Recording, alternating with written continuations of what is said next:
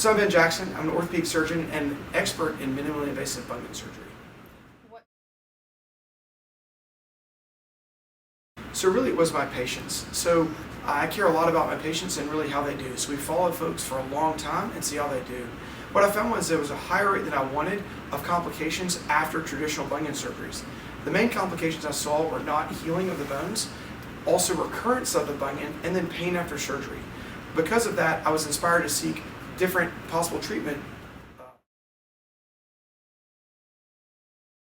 There aren't. So this is a bit of the latest and greatest when it comes to foot and ankle surgery. So what we found is we're an early adopter in this technology. Not that it's new or not that we're experimenting on folks. There's been a lot of research that's been done around the world. It's much more common in Europe and in Australia, and we have been at meetings and been involved with some of the leaders in the field on this and feel very comfortable doing these procedures. We've been doing these procedures for more than a year. We've been tracking our patient outcomes, and so far they've been doing quite well. They've been very pleased with the results.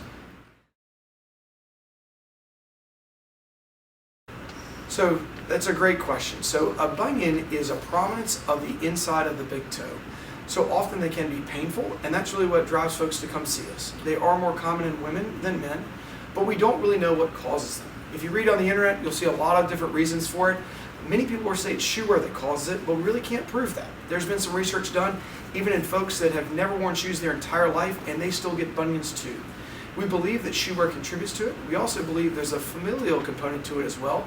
Most folks, if you ask them, have a mother, sister, aunt, grandmother that had bunions, and so we see that commonly, but it's not like there's one specific gene that causes it. So we really don't know, but what we found is they can be painful for folks. And when you want to come see us, or when they're painful, you can't find shoes that fit well, or you start to get lesser toe problems, meaning your big toe starts to run into your second toe, that's really when you want to come see us. Unfortunately, the non-surgical options really don't work well. There are a lot of things you can find on the internet that offer to treat bunions, but they're not effective long term.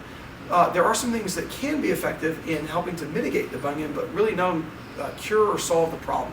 Things like a bunion spacer that goes in between your toes can be helpful. There are some bunion splints that pulls the toe over. They even advertise bunion socks. Those work while you wear them, but when you wear the spacer, it holds the toe over. When you remove the spacer, the toe goes right back.